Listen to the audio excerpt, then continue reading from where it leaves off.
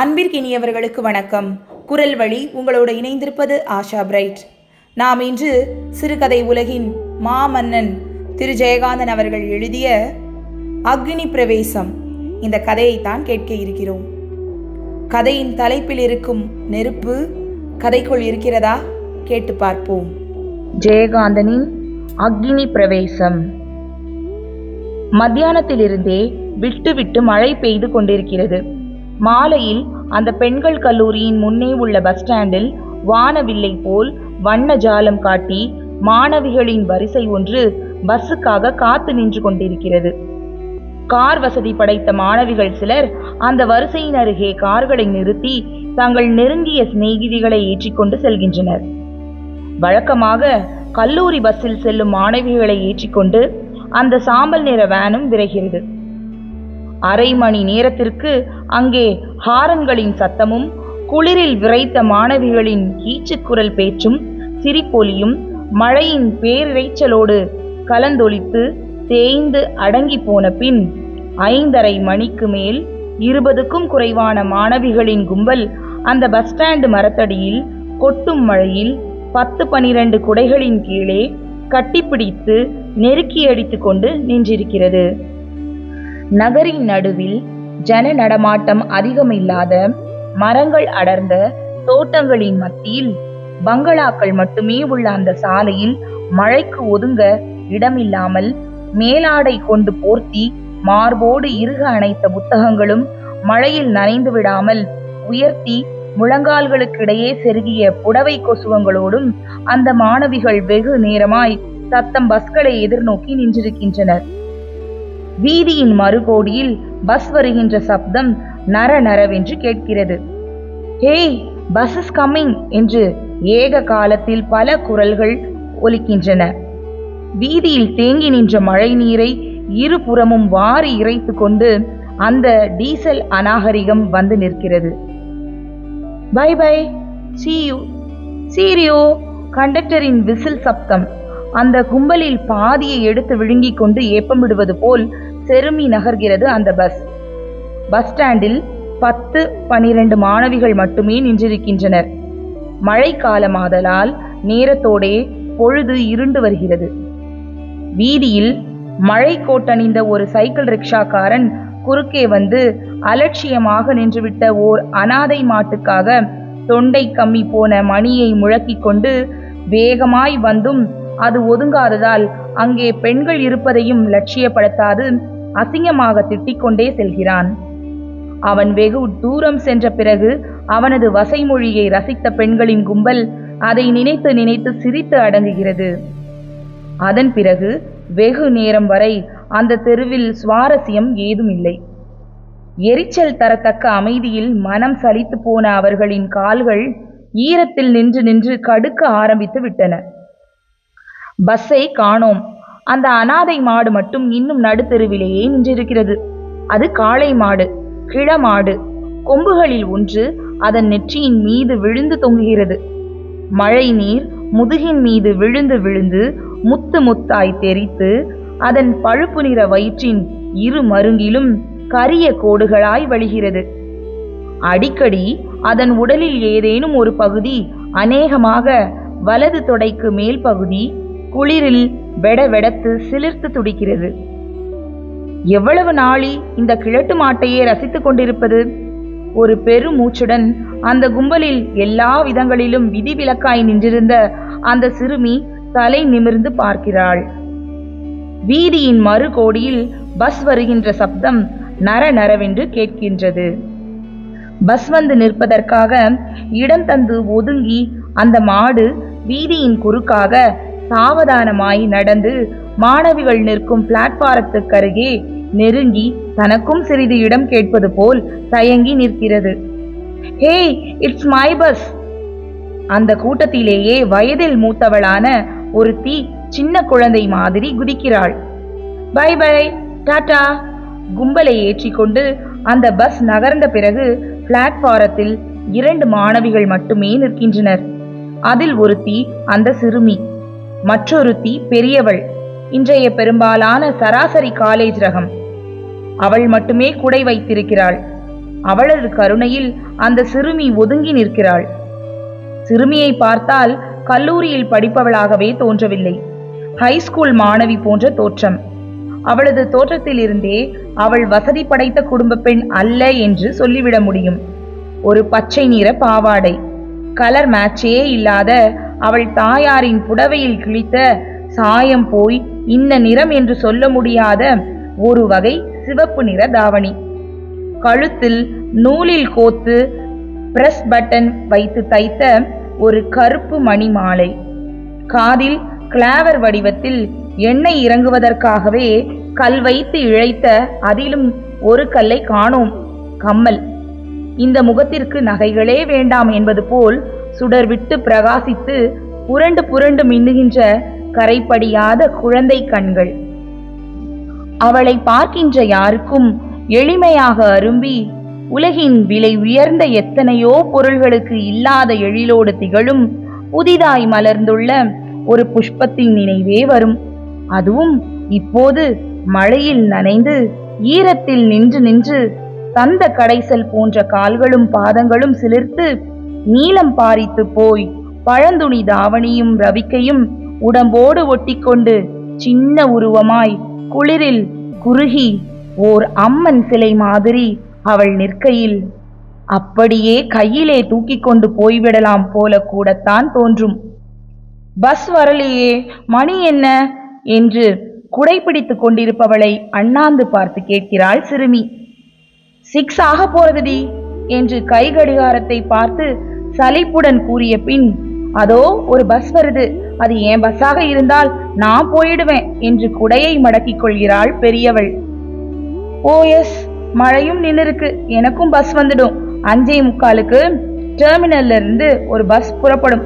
வரது என் பஸ்ஸானா நானும் போயிடுவேன் என்று ஒப்பந்தம் செய்து கொள்வது போல அவள் பேசுகையில் குரலே ஓர் இனிமையாகவும் அந்த மொழியே ஒரு மழலையாகவும் அவளே ஒரு குழந்தையாகவும் பெரியவளுக்கு தோன்ற சிறுமியின் கன்னத்தை பிடித்து கிள்ளி, சமத்தா ஜாக்கிரதையா வீட்டுக்கு போ என்று தன் விரல்களுக்கு முத்தம் கொடுத்துக் கொள்கிறாள். பஸ் வருகிறது. ஒன்றன் பின் ஒன்றாய் 2 பஸ்கள் வருகின்றன. முதலில் வந்த பஸ்ஸில் பெரியவள் ஏறிக்கொள்கிறாள். பை பை, தேங்க்யூ, என் பஸ் வந்துடுத்து என்று கூவியவாறு பெரியவளை வழி அனுப்பிய சிறுமி பின்னால் வந்த பஸ்ஸின் நம்பரை பார்த்து ஏமாற்றம் அடைகிறாள். அவள் முக மாற்றத்தை கண்ட இவள் நிற்பது அந்த பஸ்ஸுக்காக அல்ல என்று புரிந்து கொண்ட டிரைவர் பஸ் ஸ்டாண்டில் வேறு ஆட்களும் இல்லாததால் பஸ்ஸை நிறுத்தாமலே ஓட்டி செல்லுகிறான். அந்த பெரிய சாலையின் ஆள் அரவமற்ற சூழ்நிலையில் அவள் மட்டும் தன்னந்தனியே நின்றிருக்கிறாள். அவளுக்கு துணையாக அந்த கிழமாடும் நிற்கிறது. தூரத்தில் எதிரே காலேஜ் காம்பவுண்டுக்குள் எப்பொழுதேனும் யாரோ ஒருவர் நடமாடுவது தெரிகிறது. திடீரென ஒரு திரை விழுந்து கவிகிற மாதிரி இருள் வந்து படுகிறது. அதைத் தொடர்ந்து சீறி அடித்த ஒரு காற்றால் அந்த சாலையில் கவிந்திருந்த மரக்கிளைகளிலிருந்து படபடவென நீர்த்துளிகள் விழுகின்றன. அவள் மரத்தோடு ஒட்டி நின்று கொள்கிறாள். சிறிதை நின்றிருந்த மழை திடீரென கடுமையாக பொழிய ஆரம்பிக்கிறது. குறுக்கே உள்ள சாலையை கடந்து மீண்டும் கல்லூரிக்குள்ளேயே ஓடிவிட அவள் சாலையின் 2 பக்கமும் பார்க்கும்போது அந்த பெரிய கார் அவள் வழியின் குறுக்கே வேகமாக வந்து அவள் மேல் உரசுவது போல் சடக்கென நின்ற வேகத்திலே முன்னும் பின்னும் அழகாய் அசைகின்றது. அவள் அந்த அழகிய காரை பின்னால் இருந்து முன்னேயுள்ள டிரைவர் சீட் வரை விழிகளை ஓட்டி ஓர் ஆச்சரியம் போல பார்க்கிறாள். அந்த காரை ஓட்டி வந்த இளைஞன் வசீகரமிக்க புன்னகையோடு தனக்கு இடதுபுறம் சரிந்து பின் சீட்டின் கதவை திறக்கிறான். Please get in, I can drop you at your place என்று கூறியவாறு தனது பெரிய விழிகளால் அவள் அந்த காரை பார்ப்பதை போன்ற ஆச்சரியத்தோடு அவன் அவளை பார்க்கிறான். அவனது முகத்தை பார்த்த அவளுக்கு காதோரமும் மூக்கு நுனியும் சிவந்து போகிறது. நோ தேங்க்ஸ், கொஞ்ச நேரம் கழித்து மழை விட்டதும் பஸ்லேயே போயிடுவேன். Oh, it is all right, get in என்று அவன் அவசரப்படுத்துகிறான். கொட்டும் மழையில் தயங்கி நிற்கும் அவளை கையை பற்றி இழுக்காத குறை. அவள் ஒரு முறை தன் பின்னால் திரும்பி பார்க்கிறாள். மழைக்கு புகலிடமாக இருந்த அந்த மரத்தை ஒட்டிய வளைவை இப்போது அந்த கிழமாடு ஆக்கிரமித்துக் கொண்டிருக்கிறது. அவளுக்கு முன்னே அந்த காரின் கதவு இன்னும் திறந்தே இருக்கிறது. தனக்காக திறக்கப்பட்டிருக்கும் அந்த கதவின் வழியே மழை நீர் உள்ளே சாரலாய் வீசுவதை பார்த்து அவள் அந்த கதவை மூடும்போது அவள் கையின் மேல் அவனது கை அவசரமாக விழுந்து பதனமாக அழுந்துகையில் அவள் பதறி போய் கையை எடுத்துக் கொள்கிறாள். அவன் முகத்தை அவள் ஏறிட்டு பார்க்கிறாள். அவன்தான் என்னமாய் அழகொழுக சிரிக்கிறான். இப்போது அவனும் காரிலிருந்து வெளியே வந்து அவளோடு மழையில் நனைந்தவாறு நிற்கிறானே. Get in. இப்போது அந்த அழைப்பை அவளால் மறுக்க முடியவில்லையே. அவள் உள்ளே ஏறியதும் அவன் கை அவளை சிறைப்பிடித்ததை போன்ற எக்களிப்பில் கதவை அடைத்து சாத்துகிறது. அலையில் மிதப்பது போல் சாலையில் வழுக்கி கொண்டு அந்த கார் விரைகிறது. அவளது விழிகள் காருக்குள் அலைகின்றன. காரின் உள்ளே கண்ணுக்கு குளிர்ச்சியாய் அந்த வெளிரிய நீல நிறச் சூழல் கனவு மாதிரி மயக்குகிறது. இத்தனை நேரமாய் மழையின் குளிரில் நின்றிருந்த உடம்புக்கு காருக்குள் நிலவிய வெப்பம் இதமாக இருக்கிறது. இந்த கார் தரையில் ஓடுகிற மாதிரியே தெரியவில்லை. பூமிக்கு மேல் ஓர் அடி உயரத்தில் நீந்துவது போல் இருக்கிறதே. சீட்டெல்லாம் எவ்வளவு அகலமா இருக்கு, தாராளமா ஒருத்தர் படுத்துக்கலாம் என்ற நினைப்பு வந்ததும் தான் ஒரு மூலையில் மார்போடு தழுவிய புத்தக கட்டுடன் ஒடுங்கி உட்கார்ந்திருப்பது அவளுக்கு ரொம்ப அநாகரிகமாக தோன்றுகிறது. புத்தக அடுக்கையும் அந்த சிறிய டிஃபன் பாக்ஸையும் சீட்டிலேயே ஒரு பக்கம் வைத்த பின்னர் நன்றாகவே நகர்ந்து கம்பீரமாக உட்கார்ந்து கொள்கிறாள். இந்த காரே ஒரு வீடு மாதிரி இருக்கு. இப்படி ஒரு கார் இருந்தா வீடே வேண்டாம். இவனுக்கும் ஐயோ இவருக்கும் ஒரு வீடு இருக்கும் இல்லையா? காரே இப்படி இருந்தா இந்த காரோட சொந்தக்காரரோட வீடு எப்படி இருக்கும்? பெருசா இருக்கும், அரண்மனை மாதிரி இருக்கும். அங்க யாரெல்லாம் இருப்பா? இவர் யாருன்னே எனக்கு தெரியாதே. ஹை, இது என்ன நடுவுல 2 சீட்டுக்கும் மத்தியில இழுத்தா மேஜ மாதிரி வருது? இது மேல புத்தகத்தை வச்சு படிக்கலாம், எழுதலாம். இல்லைனா இந்த பக்கம் ஒருத்தர் அந்த பக்கம் ஒருத்தர் தலைய வச்சுக்கிட்டு ஜம்முன்னு படுத்துக்கலாம். இந்த சின்ன விளக்கு எவ்வளவு அழகா இருக்கு. தாமரை மொட்டு மாதிரி இருக்கு. அல்லி மொட்டு மாதிரி. இதை எரிய விட்டு பார்க்கலாமா? சீ, இவர் கோபித்து கொண்டார்னா? அதுக்கு கீழே இருக்கு பாரு ஸ்விட்ச். அவன் காரை ஓட்டியவாறே முன்புறம் இருந்த சிறிய கண்ணாடியில் அவளை பார்த்து ஒரு புன்முறுவலோடு கூறுகிறான். அவள் அந்த ஸ்விட்சை போட்டு அந்த விளக்கு எரிகிற அழகை ரசித்து பார்க்கிறாள். பின்னர் பவரை வேஸ்ட் பண்ணக்கூடாது என்ற சிக்கன உணர்வோடு விளக்கை நிறுத்துகிறாள். பிறகு தன்னையே ஒரு முறை பார்த்து தலையில் இருந்து வழிகின்ற நீரை 2 கைகளினாலும் வலித்து விட்டுக் கொள்கிறாள். இன்னைக்குன்னு போய் இந்த தரித்திரம் பிடிச்ச தாவணியை போட்டு கொண்டு வந்திருக்கிறேனே என்று மனதிற்குள் சலித்து கொண்டே தாவணியின் தலைப்பை பிழிந்து கொண்டிருக்கையில் அவன் இடது கையால் ஸ்டியரிங்க்கு பக்கத்தில் இருந்த பெட்டி போன்ற அறையின் கதவை திறந்து டப் என்ற சத்தத்தில் அவள் தலை நிமிர்ந்து பார்க்கிறாள். அட, கதவை திறந்தவுடனே உள்ளே இருந்து ஒரு சிவப்பு பல்ப் எரிகிறதே. ஒரு சிறிய டர்க்கி டவலை எடுத்து பின்னால் அவளிடம் நீட்டுகிறான். தேங்க்ஸ். அந்த டவலை வாங்கி தலையையும் முழங்கையையும் துடைத்து கொண்டு முகத்தை துடைக்கையில் அப்பா என்ன வாசனை! சுகமாக முகத்தை அதில் அழுந்த புதைத்து கொள்கிறாள். ஒரு திருப்பத்தில் அந்த கார் வளைந்து திரும்புகையில் அவள் ஒரு பக்கம் அம்மா என்று கூவிச்சரிய சீட்டின் மீதிருந்த புத்தகங்களும் மற்றொரு பக்கம் சரிந்து அந்த வட்ட வடிவமான சின்னஞ்சிறு எவர் சில்வர் டிஃபன் பாக்ஸும் ஒரு பக்கம் உருளுகிறது. சாரி என்று சிரித்தவாறே அவளை ஒரு முறை திரும்பி பார்த்த பின் காரை மெதுவாக ஓட்டுகிறான் அவன். தான் பயந்து போய் அலறியதற்காக வெட்கத்துடன் சிரித்தவாறே இறைந்து கிடக்கும் புத்தகங்களை சேகரித்துக் கொண்டு எழுந்து அமல்கிறாள் அவள். ஜன்னல் கண்ணாடியினூடே வெளியே பார்க்கையில் கண்களுக்கு ஒன்றுமே புலப்படவில்லை.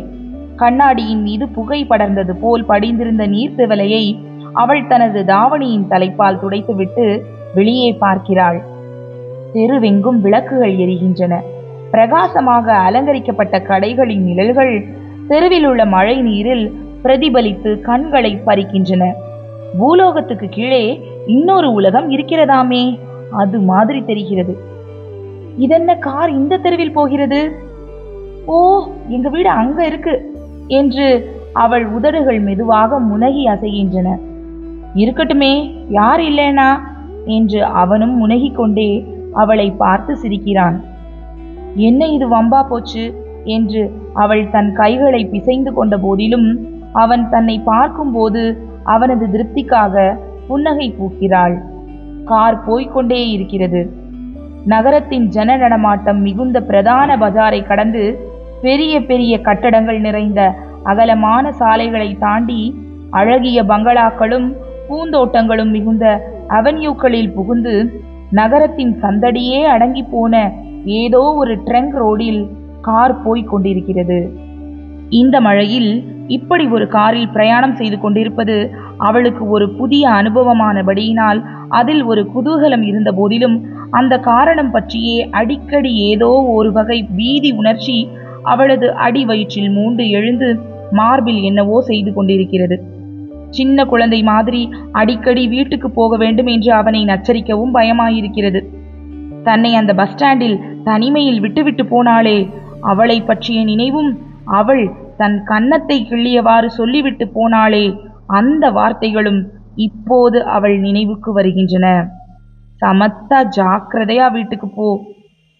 நான் இப்ப அசடாயிட்டேனா? இப்படி முன்பின் தெரியாத ஒருத்தரோட கார்ல ஏறிக்கொண்டு தனியாக போவது தப்பில்லையா? அவரை பார்த்தால் கெட்டவர் மாதிரி தெரியலையே. என்ன இருந்தாலும் நான் வந்திருக்க கூடாது. இப்ப என்ன பண்றது?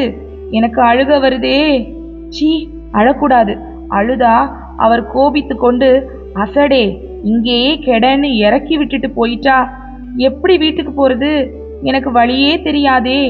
நாளைக்கு ஜுவாலஜி ரெக்கார்டு வேற சப்மிட் பண்ணணுமே, வேலை நிறைய இருக்கு. அவளது பார்வை எதிர்ப்புற கண்ணாடியின் மீது கிடந்து அவளை போல் தத்தளித்து கொண்டிருக்கும் வைப்பரையே வெறித்து கொண்டிருந்தது. கடைசியில் தைரியமாக அவளை அறியாமலேயே அந்த வார்த்தைகளை அவள் கேட்டு விடுகிறாள். இப்ப நாம எங்க போறோம்? அவளது படபடப்பான கேள்விக்கு அவன் ரொம்ப சாதாரணமாக பதில் சொல்கிறான். எங்கேயும் இல்ல, சும்மா ஒரு டிரைவ். நேரம் ஆயிடுத்தே, வீட்டுல அம்மா தேடுவாங்க. ஓஎஸ், திரும்பிடலாம்.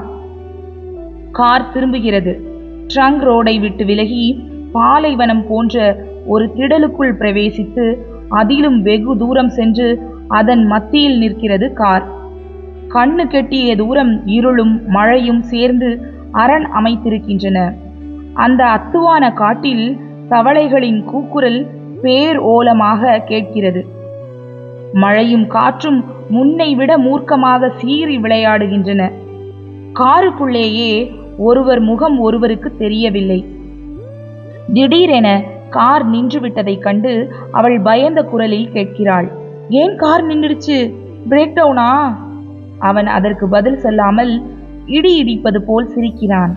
அவள் முகத்தை பார்ப்பதற்காக காரினுள் இருந்த ரேடியோவின் பொத்தானை அமுக்குகிறான். ரேடியோவிலிருந்து முதலில் லேசான வெளிச்சமும் அதை தொடர்ந்து இசையும் பிறக்கிறது. அந்த மங்கிய வெளிச்சத்தில் அவள் அவனை என்னவோ கேட்பது போல் புருவங்களை நெறித்து பார்க்கிறாள். அவனோ ஒரு புன்னகையால் அவளிடம் யாசிப்பது போல் எதற்கோ கெஞ்சுகிறான். அப்போது ரேடியோவிலிருந்து ஒரு ட்ரம்பட்டின் எக்கால ஒலி நீண்டு விம்மி விம்மி வெறி மிகுந்து எழுந்து முழங்குகிறது. அதை தொடர்ந்து படபடவென்று நாடி துடிப்பது போல் அமுத்தலாக நடுங்கி அதிர்கின்ற காங்கோ ட்ரம்ப்களின் தாளம். அவன் விரல்களால் சொடுக்கு போட்டு அந்த இசையின் சுதிக்கேற்ப கழுத்தை வெட்டி இழுத்து ரசித்தவாறே அவள் பக்கம் திரும்பி, உனக்கு பிடித்திருக்கிறதா என்று ஆங்கிலத்தில் கேட்கிறான். அவள் இதழ்கள் பிரியாத புன்னகையால் ஆம் என்று சொல்லி தலை அசைக்கிறாள். ரேடியோவுக்கு அருகே இருந்த பெட்டியை திறந்து 2 கேட்பரிஸ் சாக்லேட்டுகளை எடுத்து ஒன்றை அவளிடம் தருகிறான் அவன். பின்னர் அந்த சாக்லேட்டின் மேலே சுற்றிய காகிதத்தை முழுக்கவும் பிரிக்காமல் ஓர் ஓரமாய் திறந்து ஒவ்வொரு துண்டாக கடித்து மென்றவாறு கால் மேல் கால் போட்டு அமர்ந்து ஒரு கையால் கார் சீட்டின் பின்புறம் ரேடியோவிலிருந்து ஒலிக்கும் இசைக்கேற்ப தாளமிட்டு கொண்டு ஹாயாக உட்கார்ந்திருக்கும் அவனை அவள் தீர்க்கமாக அளப்பது மாதிரி பார்க்கிறாள். அவன் அழகாகத்தான் இருக்கிறான். உடலை இறுக கவ்விய கபில நிற உடையோடு ஒட்டு உயரமாய் அந்த மங்கிய ஒளியில் அவனது நிறமே ஒரு பிரகாசமாய் திகழ்வதை பார்க்கையில் ஒரு கொடிய சர்ப்பத்தின் கம்பீர அழகே அவளுக்கு ஞாபகம் வருகிறது. பின்னாலிருந்து பார்க்கையில் அந்த கோணத்தில் ஓரளவே தெரியும் அவனது இடது கண்ணின் விழிக்கோணம் ஒளி உமிழ்ந்து பளபளக்கிறது. எவ்வளவு புயல் அடித்தாலும் களைய முடியாத குறுக தரித்த கிராப்பு சிகையும் காதோரத்தில் சற்று அதிகமாகவே நீண்டு இறங்கிய கரிய கிருதாவும் கூட அந்த மங்கிய வெளிச்சத்தில் மினுமினுக்கின்றன. பக்கவாட்டிலிருந்து பார்க்கும்போது அந்த ஒளி வீசும் முகத்தில் சின்னதாக ஒரு மீசை இருந்தால் நன்றாக இருக்குமே என்று ஒரு வினாடி தோன்றுகிறது. ஓ, அந்த புருவம்தான் எவ்வளவு தீர்மானமாய் அடர்ந்து செறிந்து வளைந்து இறங்கி பார்க்கும்போதே பயத்தை ஏற்படுத்துகிறது. அவள் உட்கார்ந்திருக்கும் சீட்டின் மேல் நீண்டு கிடக்கும் அவனது இடது கரத்தில் கனத்த தங்க சங்கிலியில் பிணிக்கப்பட்ட கடிகாரத்தில் 7 மணி ஆவது மின்னி மின்னி தெரிகிறது. அவனது நீளமான விரல்கள் இசைக்கு தாளம் போடுகின்றன. அவனது புறங்கையில் மொசு மொசுவென்று அடர்ந்திருக்கும் இளமயிர் குளிர் காற்றில் சிலிர்த்தெழுகிறது. ஐயோ, மணி 7 ஆயிடுத்தே!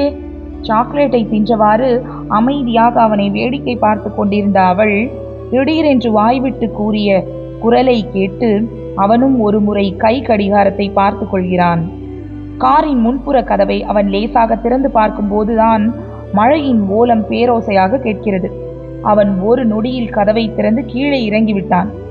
எங்கே என்று அவள் அவனிடம் பதற்றத்தோடு கேட்டது கதவை மூடிய பிறகே வெளியே நின்றிருக்கும் அவனது செவிகளில் அமுங்கி ஒலிக்கிறது. எங்க போறீங்க? எங்கேயும் போகல, இங்கேதான் வரேன் என்று ஆங்கிலத்தில் கூறியவாறு அந்த சிறு போதில் தெப்பமாய் நனைந்துவிட்ட அவன் பின் சீட்டின் கதவை திறந்து கொண்டு உள்ளே வருகிறான். அவள் அருகே அமர்ந்து சீட்டின் மீது கிடந்த சற்று முன் ஈரத்தை துடைத்துக் கொள்வதற்காக அவளுக்கு அவன் தந்த டவலை எடுத்து முகத்தையும் பிடரியையும் துடைத்து கொண்ட பின் கையில் இருந்த சாக்லேட் காகிதத்தை கசக்கி எறிகிறான். அவள் இன்னும் இந்த சாக்லேட்டை கொஞ்சம் கொஞ்சமாக சுவைத்து கொண்டிருக்கிறாள். அவன் சட்டை பையிலிருந்து ஒரு சிறிய டப்பாவை எடுக்கிறான். அதனுள் அடுக்காக இருக்கும் மிட்டாய் போன்ற ஒன்றை எடுத்து வாயிலிட்டு கொண்டு அவளிடம் ஒன்றை தருகிறான். என்ன அது? சூயிங்கம். ஐயே, எனக்கு வேண்டாம். Try, you will like it.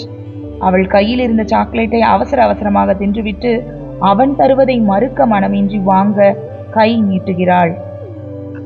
No, அவள் கையில் தர மறுத்து அவள் முகத்தருகே ஏந்தி அவள் உதட்டின் மீது அதை பொருத்தி லேசாக நெருடுகிறான். அவளுக்கு தலை பற்றி எறிவது போல உடம்பெங்கும் சுகமான ஒரு வெப்பம் காந்துகிறது. சற்றே பின்னால் விலகி அவன் கையில் இருந்ததை தன் கையிலேயே வாங்கி கொள்கிறாள். தேங்க்யூ. அவனது 2 விழிகளும் அவளது விழிகளில் செருகி இருக்கின்றன. அவனது கண்களை ஏறிட்டு பார்க்க இயலாத கூச்சத்தால் அவளது பலகீனமான பார்வை அடிக்கடி தாழ்ந்து தாழ்ந்து தவிக்கிறது. அவளது கவிழ்ந்த பார்வையில் அவன் அந்த சீட்டில் மெல்ல மெல்ல நகர்ந்து தன்னை நெருங்கி வருவது தெரிகிறது. அவள் கண்ணாடி வழியே பார்க்கிறாள். மழையும் காற்றும் அந்த இருளில் மூர்க்கமாய் சீறி விளையாடி கொண்டிருக்கின்றன. அவள் அந்த கதவோடு ஒண்டி உட்கார்ந்து கொள்கிறாள். அவனும் மார்பின் மீது கைகளை கட்டியவாறு மிகவும் கௌரவமாய் விலகி அமர்ந்து அவள் உள்ளத்தை துருவி அறியும் ஆர்வத்தோடு அவளை பயில்கிறான். How do you like this car? இந்த கார் உனக்கு பிடித்திருக்கிறதா என்று ஆங்கிலத்தில் கேட்கிறான். அவனது குரல் மந்தரஸ்தாயில் கரகரத்து அந்தரங்கமாய் அவளது செவிவழி புகுந்து அவளுள் எதையோ சலனப்படுத்துகிறது. தனது சலனத்தை வழிகாட்டி கொள்ளாமல் ஒரு புன்னகையுடன் சமாளித்து அவளும் பதில் சொல்கிறாள். ஓ, இட்ஸ் நைஸ். அவன் ஆழ்ந்த சிந்தனையோடு பெருமூச்செறிந்து தலை குனிந்தவாறு ஆங்கிலத்தில் சொல்கிறான். உனக்கு தெரியுமா, இந்த கார் 2 வருஷமா ஒவ்வொரு நாளும் உன் பின்னாடியே அலைஞ்சிட்டு இருக்கு. டு யூ நோ தட் என்ற கேள்வியோடு முகம் நிமிர்த்தி அவன் அவளை பார்க்கும்போது தனக்கு அவன் கிரீடம் சூட்டிவிட்டது மாதிரி அவள் அந்த வினாடியில் மெய் மறந்து போகிறாள். Really really? அவனது வெப்பமான சுவாசம் அவளது பிடரியில் லேசாக இழைகிறது. அவனது இரகசிய குரல் அவளது இருதயத்தை உரசி சிலிர்க்கிறது. Do you like me? என்ன உனக்கு பிடிச்சிருக்கா? விலக இடமில்லாமல் அவள் தனக்குள்ளாகவே ஒடுங்குவதைக் கண்டு அவன் மீண்டும் சற்றே விலகுகிறான். வெளியே மழை பெய்து கொண்டிருக்கிறது. ரேடியோவிலிருந்து அந்த ட்ரம்பட்டின் இசை புதிய புதிய லய விநியாசங்களை பொழிந்து கொண்டிருக்கிறது. ரொம்ப நல்லா இருக்குல்ல? இந்த சூழ்நிலையை பற்றி, இந்த அனுபவத்தை குறித்து அவளது உணர்ச்சிகளை அறிய விழைந்து அவன் கேட்கிறான். நல்லா இருக்கு, ஆனா பயமா இருக்கே. பயமா? எதுக்கு எதுக்கு பயப்படணும்? அவளை தேற்றுகின்ற தோரணையில் தோளை பற்றி அவன் குலுக்கிய போது தன் உடம்பிலிருந்து நயமிக்க பெண்மையே அந்த குலுக்கலில் உதிர்ந்தது போன்று அவள் நிலை குலைந்து போகிறாள். எனக்கு பயமா இருக்கு, எனக்கு இதெல்லாம் புதுசா இருக்கு. எதுக்கு இந்த சர்டிபிகேட் எல்லாம் என்று தன்னுள் முனகியவாறே இந்த முறை பின்வாங்க போவதில்லை என்ற தீர்மானத்தோடு மீண்டும் அவளை அவன் நெருங்கி வருகிறான். மே ஐ கிஸ் யூ? அவளுக்கு என்ன பதில் சொல்வது என்று புரியவில்லை. நாக்கு புரள மறுக்கிறது. அந்த குளிரிலும் முகமெல்லாம் வியர்த்து தேகம் பதறுகிறது. திடீரென்று அவள் காதோரத்திலும் கன்னங்களிலும் உதடுகளிலும் தீயால் சுட்டுவிட்டதை போல் அவனது கரங்களில் கிடந்த அவள் துடி துடித்து ப்ளீஸ் ப்ளீஸ் என்று கதற கதற அவன் அவளை வெறி கொண்டு தழுவி தழுவி அவள் கதறல் மெலிந்து தேய்ந்து அடங்கி போகிறது. அவனை பழி தீர்ப்பது போல் இப்போது அவளது கரங்கள் இவனது கழுத்தை இறுக பின்னி இணைந்திருக்கின்றன. வெளியே வானம் கிழிந்து அறுபட்டது. மின்னல்கள் சிதறி தெரித்தன. இடியோசை முழங்கி வெடித்தது. ஆ, இந்த இடி எங்கோ விழுந்திருக்க வேண்டும். நான் வீட்டுக்கு போகணும். ஐயோ, எங்க அம்மா தேடுவாங்க. காரின் கதவை திறந்து கொண்டு பின் சீட்டிலிருந்து அவன் இறங்குகிறான். அந்த மைதானத்தில் குழம்பி இருந்த சேற்றில் அவனது ஷூஸ் அணிந்த பாதம் புதைகிறது. அவன் காலை உயர்த்திய போது சளக் என்று தெரித்த சேறு காரின் மீது கரையாய்ப்படுகிறது. திறந்த கதவின் வழியே 2 துளிகள் காருக்குள் இருந்த அவள் மீதும் தெரிக்கின்றன. உடலிலோ மனத்திலோ உறுத்துகின்ற வேதனையால் தன்னை மீறி பொங்கி பொங்கி பிரவிக்கும் கண்ணீரை அடக்க முடியாமல் அவன் அறியாதவாறு அவள் மௌனமாக அழுது கொண்டிருக்கிறாள். முன் சீட்டில் கதவை திறந்து டிரைவர் சீட்டில் அமர்ந்த அவன் சேறு படிந்த காலணியை கழற்றி எழுகிறான். ரேடியோவுக்கு அருகில் உள்ள அந்த பெட்டியை திறந்து அதிலிருந்து ஒரு சிகரெட்டை எடுத்து பற்ற வைத்து கொண்டு முசு முசுவென்று புகைவிட்டவாறு சூயிங்கம்மை நின்று கொண்டிருக்கிறான். இந்த வினாடியே தான் வீட்டில் இருக்க வேண்டும் போலவும் அம்மாவின் மடியை கட்டிக்கொண்டு ஓ என்று கதறி அழுது இந்த கொடுமைக்கு ஆறுதல் தேடிக்கொள்ள வேண்டும் போலவும் அவள் உள்ளே ஓர் அவசரம் மிகுந்து நெஞ்சும் நினைவும் உடலும் உணர்ச்சியும் நடுநடுங்குகின்றன. அவனோ சாவதானமாக சிகரெட்டை புகைத்து கொண்டு உட்கார்ந்து கொண்டிருக்கிறான். அதை பார்க்க பார்க்க அவளுக்கு எரிச்சல் பற்றி கொண்டு வருகிறது.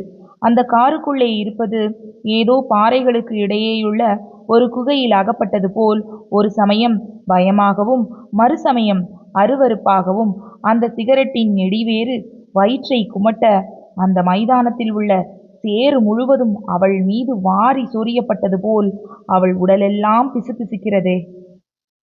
நரி ஊளை மாதிரி ரேடியோவிலிருந்து அந்த ட்ரம்பட்டின் ஓசை உடலையே 2 கூறாக பிளப்பது போல் வேறு ஏறி பிளிறுகிறதே. அவள் தன்னை மீறிய ஓர் ஆத்திரத்தில் கிரீச்சிட்டு அழுகை குரலில் அலறுகிறாள். என்னை வீட்டில் கொண்டு போய் விட போறீங்களா இல்லையா? அவனது கை டப் என்று ரேடியோவை நிறுத்துகிறது. Don't shout like this. அவன் எரிச்சல் மிகுந்த குரலில் அவளை எச்சரிக்கிறான். கத்தாத. அவனை நோக்கி 2 கரங்களையும் கூப்பி பரிதாபமாக அழுதவாறு அவள் கெஞ்சுகிறாள். எங்க அம்மா தேடுவாங்க, என்னை கொண்டு போய் வீட்டில் விட்டுட்டா உங்களுக்கு கோடி புண்ணியம் என்று வெளியே கூறினாலும் மனதிற்குள் ஏன் புத்திய செருப்பால் அடிக்கணும், நான் இப்படி வந்திருக்கவே கூடாது, ஐயோ என்னென்னமோ ஆயிடுத்தே என்ற குழப்பமும் எங்காவது தலையை மோதி உடைத்து கொண்டால் தேவலை என்கிற ஆத்திரமும் மூண்டு தகிக்க பற்களை நரநரவென்று கடிக்கிறாள். அந்த வினாடியில் அவள் தோற்றத்தை கண்டு அவன் கூட நடுங்குகிறான். ப்ளீஸ் டோன்ட் கிரியேட் சீன்ஸ் என்று அவளை கெஞ்சி வேண்டிக் கொண்டு சலிப்போடு காரை திருப்புகிறான். அந்த இருண்ட சாலையில் கண்களை கூச வைக்கும் ஒளியை வாரி இறைத்தவாறு உருமி விரைந்து கொண்டிருக்கிறது கார்.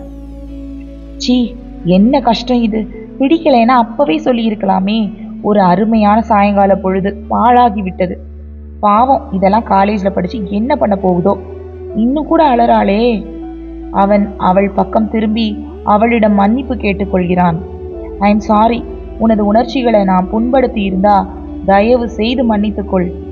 அவளை அவளது இடத்தில் இறக்கி விட்டுவிட்டு இந்த நிகழ்ச்சியையே மறந்து நிம்மதி காண வேண்டும் என்ற அவசரத்தில் அவன் காரை அதிவேகமாக ஓட்டுகிறான். இன்னும் மழை பெய்து கொண்டிருக்கிறது. சந்தடியே இல்லாத ட்ரங்க் ரோட்டை கடந்து அழகிய பங்களாக்களும் பூந்தோட்டங்களும் மிகுந்த அவென்யூக்களில் புகுந்து பெரிய பெரிய கட்டடங்கள் நிறைந்த அகலமான சாலைகளை தாண்டி ஜன நடமாட்டம் மிகுந்த அந்த பிரதான பஜாரில் போய்க் கொண்டிருந்த கார் ஒரு குறுக்கு தெருவில் திரும்பி அவளது வீட்டை நோக்கி போய்க் கொண்டிருக்கிறது. இங்கே நிறுத்துங்கள், நான் இறங்கிக் கொள்கிறேன் என்று அவளாக சொல்லுவாள் என்று அவளது தெரு நெருங்க நெருங்க அவன் யோசித்து காரை மெதுவாக ஓட்டுகிறான். அவள் அந்த அளவுக்கு கூட விவரம் தெரியாத பேதை என்பதை புரிந்து கொண்டு அவனே ஓரிடத்தில் காரை நிறுத்தி கூறுகிறான், வீடு வரைக்கும் கொண்டு வந்து நான் விடக்கூடாது, அதனால நீ இங்கேயே இறங்கி போயிடு.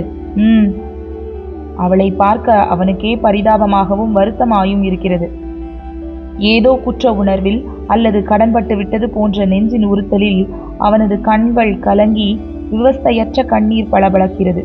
அவனே இறங்கி வந்து ஒரு பணியாள் மாதிரி அவளுக்காக காரின் கதவை திறந்து கொண்டு மழை தூறலில் நின்று கொண்டிருக்கிறான். உணர்ச்சிகள் மரத்து போன நிலையில் அவள் தனது புத்தகங்களை சேகரித்து கொண்டு கீழே விழுந்திருந்த அந்த சிறிய வட்ட வடிவமான எவர் சில்வர் டிஃபன் பாக்ஸை தேடி எடுத்துக்கொண்டு கீழே இறங்கி அவன் முகத்தை பார்க்க முடியாமல் தலை குனிந்து நிற்கிறாள். அந்த சிறிய தெருவில் மழை இரவானதால் ஜன நடமாட்டமே அற்றிருக்கிறது. தூரத்தில் எரிந்து கொண்டிருக்கும் தெருவிளக்கின் மங்கிய வெளிச்சத்தில் தன் அருகே குள்ளமாய் குழந்தை மாதிரி நின்றிருக்கும் அவளை பார்க்கும்போது அவன் தன்னுள்ளேயே தன்னையே நொந்து கொள்கிறான். தனக்கிருக்கும் அளவிறந்த சுதந்திரமே தன்னை எவ்வளவு கேவலமான அடிமையாக்கி இருக்கிறது என்பதை அவன் எண்ணி பார்க்கிறான். ஆம், அடிமை, உணர்ச்சிகளின் அடிமை என்று அவன் உள்ளம் உணர்கிறது. அவன் அவளிடம் ரகசியம் போல் கூறுகிறான், ஐ எம் சாரி. அவள் அவனை முகம் நிமிர்த்தி பார்க்கிறாள். ஓ, அந்த பார்வை! அவளிடம் என்னவோ கேட்க அவன் உதடுகள் துடிக்கின்றன. என்ன என்ன என்ற ஒரே வார்த்தையோடு அவனது குரல் கம்மி அடைத்து போகிறது. ஒண்ணுமில்லை என்று கூறி அவள் நகர்கிறாள். அவளுக்கு முன்னால் அந்த கார் விரைந்து செல்கையில் காரின் பின்னால் உள்ள அந்த சிவப்பு வெளிச்சம் ஓடி ஓடி இருளில் கலந்து மறைகிறது. கூடத்தில் தொங்கிய அரிக்கேன் விளக்கு காற்றில் அணைந்து போயிருந்தது. சமையலறையில் கைவேலையாக இருந்த அம்மா கூடம் இருண்டு கிடப்பதை பார்த்து அணைந்த விளக்கை எடுத்துக்கொண்டு போய் ஏற்றி கொண்டு வந்து மாட்டிய போது கூடத்து கடிகாரத்தில் மணி 7:30 ஆகிவிட்டதை கண்டு திடீரென்று மனதில் என்னவோ பதைக்க திரும்பி பார்த்தபோது அவள் படியேறி கொண்டிருந்தாள். மழையில் நனைந்து தலை ஒரு கோலம், துணி ஒரு கோலமாய் வருகின்ற மகளை பார்த்ததுமே வயிற்றில் என்னவோ செய்தது அவளுக்கு. என்னடி இது அலங்கோலம்? அவள் ஒரு சிலை அசைவது மாதிரி கூடத்துக்கு வந்தாள். அரிக்கேன் விளக்கு வெளிச்சத்தில் ஒரு சிலை மாதிரியே அசைவற்று நின்றாள். அம்மா என்று குமுறி வந்த அழுகையை தாயின் தோள் மீது வாய் புதைத்து அடைத்து கொண்டு அவளை இறுக தழுவியவாறு குலுங்கி குலுங்கி அழுதாள். அம்மாவின் மனசுக்குள் ஏதோ விபரீதம் நடந்துவிட்டது புரிவது போலவும் புரியாமலும் கிடந்து நெருடிச்சு. என்னடி, என்ன நடந்தது? ஏன் இவ்வளவு நேரம் அழாம சொல்லு. தன் மீது விழுந்து தழுவி கொண்டு புழு மாதிரி துடிக்கும் மகளின் வேதனைக்கு காரணம் தெரியாவிட்டாலும் அது வேதனை என்ற அளவில் உணர்ந்து அந்த வேதனைக்கு தானும் ஆட்பட்டு மனம் கலங்கி அழுது முந்தானையால் கண்களை துடைத்தவாறு மகளின் முதுகில் ஆதரவோடு தட்டி கொடுத்தாள். ஏண்டி, ஏன் இப்படி அலற? சொல்லு. தாயின் முகத்தை பார்க்க முடியாமல் அவள் தோளில் முகம் புதைத்தவாறு அவள் காதில் மட்டும் விழுகிற மாதிரி சொன்னாள்.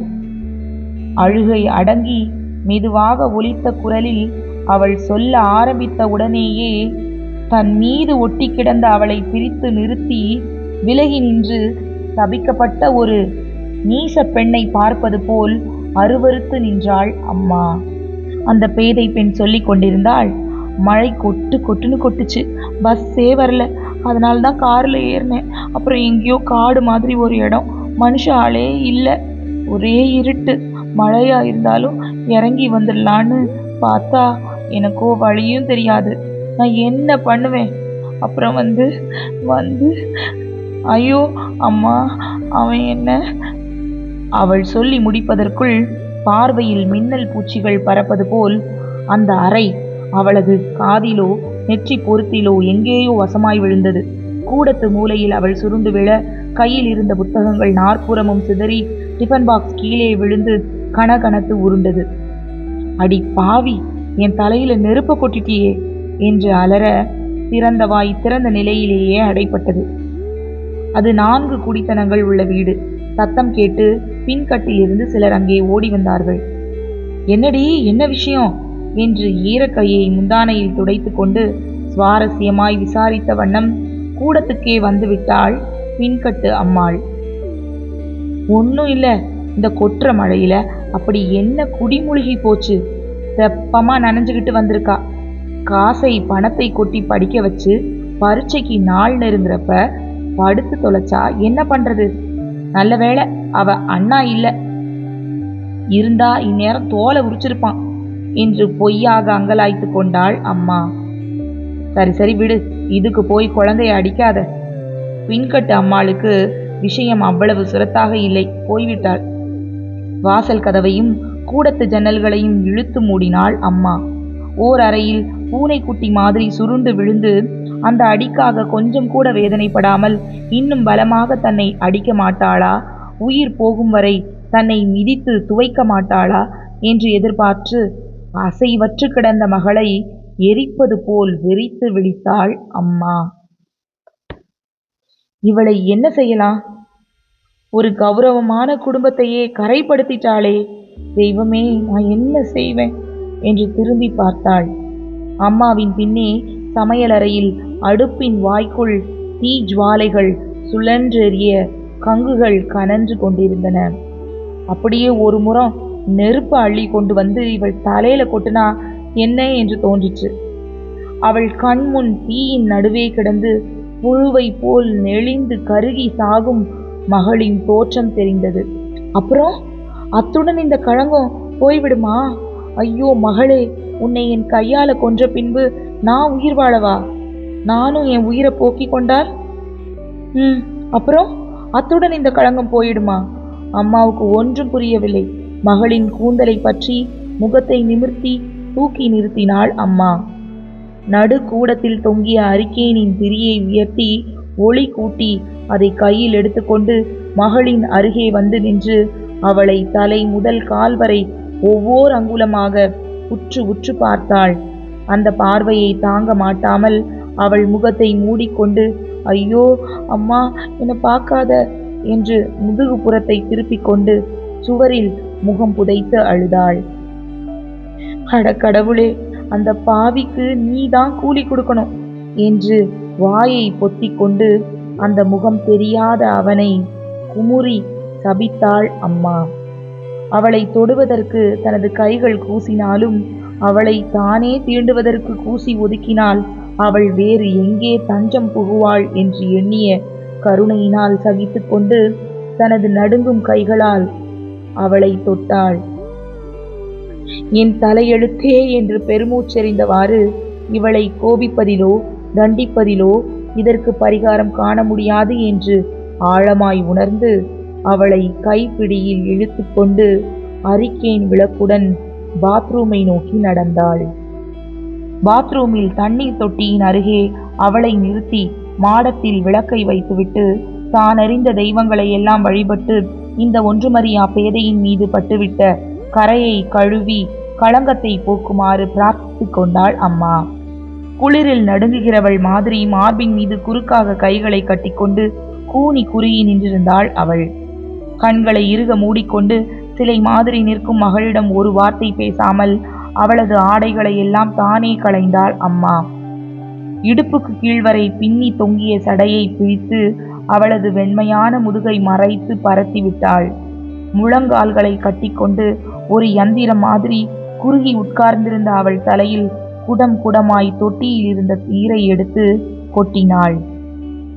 அவள் தலையில் சீயக்காய் தூளை வைத்து தேய்த்தவாறு மெல்லிய குரலில் அம்மா விசாரித்தாள். உனக்கு அவனை தெரியுமா? அழிஞ்சு போறவன், அவனை என்ன செய்தால் தேவல?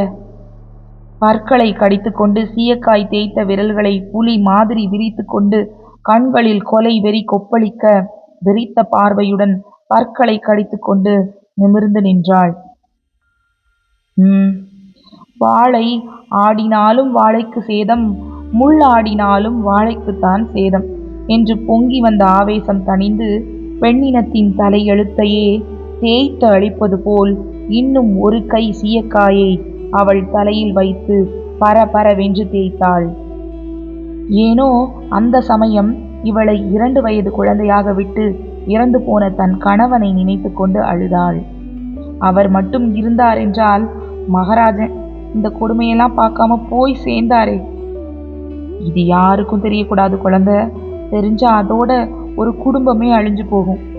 நம் வீட்டிலேயும் ஒரு பெண் இருக்கே, அவளுக்கு இப்படி ஆகியிருந்தா என்ன பண்ணுவோன்னு யோசிக்கவே தெரியாது. பரம்பரை துவேஷம் மாதிரி குலத்தையே பாழ் பண்ணி. மற்றவங்கள சொல்றேனே, இன்னொருத்தருக்குன்னா ஏனாக்கே இப்படி பேசுமா? வேற மாதிரி தான் பேசும். எவ்வளவு பேசி இருக்கு என்று புலம்பிக் கொண்டே கொடியில் கிடந்த துண்டை எடுத்து அவள் தலையை துவட்டினாள். தலையை துவட்டிய பின் அவளை முகம் நிமிர்த்தி பார்த்தாள். கழுவி துடைத்த பீங்கான் மாதிரி வாலிபத்தின் கரைகள் கூட படிவதற்கு வழியில்லாத அந்த குழந்தை முகத்தை சற்று நேரம் உற்று பார்த்து மகளின் நெற்றியில் ஆதரவோடு முத்தமிட்டாள். நீ சுத்தமாயிட்டடி.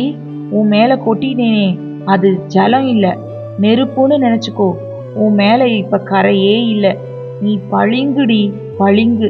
மனசுல அழுக்கு இருந்தா தாண்டி அழுக்கு. உன் மனசு எனக்கு தெரிகிறது, உலகத்துக்கு தெரியுமோ? அதுக்காக தான் சொல்றேன், இது உலகத்துக்கு தெரியவே கூடாதுன்னு. என்னடி அப்படி பாக்குற? நான் சொல்றது சத்தியம். நீ சுத்தமாயிட்ட. ஆமா, தெருவில் நடந்து வரும்போது எத்தனை தடவை அசிங்கத்தை காலில் மிதிச்சிடுறோம். அதுக்காக காலையா வெட்டி போட்டுடுறோம். கழுவிட்டு பூஜை அறைக்கு கூட போறோமே. சாமி வேண்டான்னு விரட்டவா செய்கிறாரு? எல்லாம் மனசு தாண்டி. மனசு சுத்தமா இருக்கணும். உனக்கு அகலிகை கதை தெரியுமோ? ராமரோட பாத துளி பட்டு அவ புனிதமாயிட்டாள்னு சொல்லுவா. ஆனா அவ மனசால கெட்டு போகல. அதனாலதான் ராமரோட பாத துளி அவ மேல பட்டுது. எதுக்கு சொல்றேன்னா, வீணா ஓ மனசும் கெட்டு போயிடக்கூடாது பாரு. கெட்ட கனவு மாதிரி. இத மறந்துடு, உனக்கு ஒண்ணுமே நடக்கல. கொடியில் துவைத்து உலர்த்தி கிடந்த உடைகளை எடுத்து தந்து அவளை உடுத்தி கொள்ள சொன்னாள் அம்மா. அதென்ன வாயில சவக் சவக்குன்னு மெல்ற? சூயிங்கம். கருமத்தை துப்பு. சீ துப்பு. ஒரு தடவை வாயை சுத்தமா அலம்பி கொப்பளிச்சிட்டு வா என்று கூறிவிட்டு பூஜை அறைக்கு சென்றாள் அம்மா. சாமி படத்தின் முன்னே மனம் கசிந்து உருக தன்னை மறந்து சில வினாடிகள் நின்றாள் அம்மா. பக்கத்தில் வந்து நின்ற மகளை, குழந்தை, எனக்கு நல்ல வாழ்க்கையை கொடுன்னு கடவுளை வேண்டிக்கோ.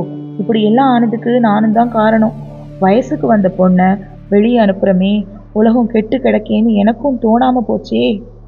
என் குழந்தை காலேஜுக்கு போறாளே அப்படின்ற பூரிப்பிலையே எனக்கு ஒன்றும் தோணலை. அதுவும் இல்லாம எனக்கு நீ இன்னும் குழந்தை தானே. ஆனா நீ இனிமே உலகத்துக்கு குழந்தை இல்லடி. இதை மறந்துடு. என்ன மறந்துடுன்னு சொன்னேன். இல்லை இல்லை, இதை மறக்காம இனிமே நடந்துக்கோ. யார்கிட்டையும் இதை பத்தி பேசாத. இந்த ஒரு விஷயத்துல மட்டும் வேண்டியவங்க நெருக்கமானவங்கன்னு கிடையாது. யார்கிட்டையும் இதை சொல்லலைன்னு என் கையில் அடிச்சு சத்தியம் பண்ணு. ஏதோ தன்னுடைய ரகசியத்தை காப்பாற்றுவதற்கு வாக்குறுதி கேட்பது போல் தன் எதிரே கையேந்தி நிற்கும் தாயின் கை மீது தன் கரத்தை வைத்து இறுக பற்றினாள் அவள். சத்தியமா யார்கிட்டையும் சொல்ல மாட்டேன். பரீட்சையில நிறைய மார்க் வாங்கிட்டு வராளே, சமத்துன்னு நினைச்சிட்டு இருந்தேன். இப்பதான் நீ சமத்தா இருக்க.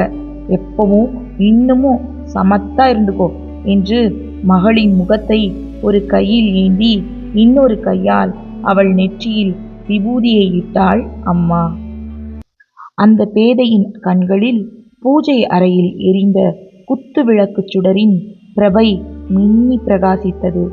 அது வெறும் விளக்கின் நிழலாட்டம் மட்டுமல்ல, அதிலே முழு வளர்ச்சியுற்ற பெண்மையின் நிறையே பிரகாசிப்பதை அந்த தாய் கண்டு கொண்டாள். அதோ அவள் கல்லூரிக்கு போய் கொண்டிருக்கிறாள். அவள் செல்லுகின்ற பாதையில் நூற்றுக்கணக்கான டாம்பிகமான கார்கள் குறுக்கிடத்தான் செய்கின்றன. ஒன்றையாவது அவள் ஏறிட்டு பார்க்க வேண்டுமே. சில சமயங்களில் பார்க்கிறாள். அந்த பார்வையில் தன் வழியில் அந்த காரோ, அந்த காரின் வழியில் தானோ குறுக்கிட்டு மோதிக்கொள்ளக்கூடாதே என்ற ஜாக்கிரதை உணர்ச்சி மட்டுமே இருக்கிறது. அக்னி பிரவேசம் கதை எப்படி இருந்தது? 1966ஆம் ஆண்டு திரு ஜெயகாந்தன் அவர்களால் எழுதப்பட்ட கதை இது. அன்றைய காலகட்டத்தில் எழுத்துலகில் மாபெரும் சர்ச்சைக்குள்ளான கதையும் கூட. நிறைய எதிர்மறை விமர்சனங்களுக்கு உள்ளான கதை. ஆனால் ஜெயகாந்தன் அவர்கள் அந்த கதையிலே பெண்மையின் நிறைவு உண்மையில் எது என்று அழகாக காட்டியிருப்பார். அக்னி பிரவேசத்தின் ஒரு மாறுபட்ட கண்ணோட்டம், ஒரு மாறுபட்ட சமூக சிந்தனையை மிக அழகாக அந்த கதையில் புகுத்தி இருந்தார் ஜெயகாந்தன். நீங்களும் ரசித்திருப்பீர்கள் என்று நான் நம்புகிறேன். ஜெயகாந்தன் அவர்களுடைய கதைகள் ஜெயகாந்தன் கதைகள் என்ற தலைப்பில் தனியா பிளேலிஸ்ட்ல இருக்குது. அதை சொடுக்கி நீங்கள் கேட்கலாம். என்னுடைய இந்த கதை வாசிப்பு பிடித்திருந்தால் சப்ஸ்கிரைப் பண்ணுங்க, உங்களுடைய நண்பர்களோடும் பகிர்ந்து கொள்ளுங்கள். தொடர்ந்து உங்களுடைய விமர்சனங்களால் பின்னூட்டங்களில் என்னை ஊக்குவியுங்கள். தொடர்ந்து இணைந்திருப்போம், மகிழ்ந்திருப்போம், நிறைந்திருப்போம். நன்றி.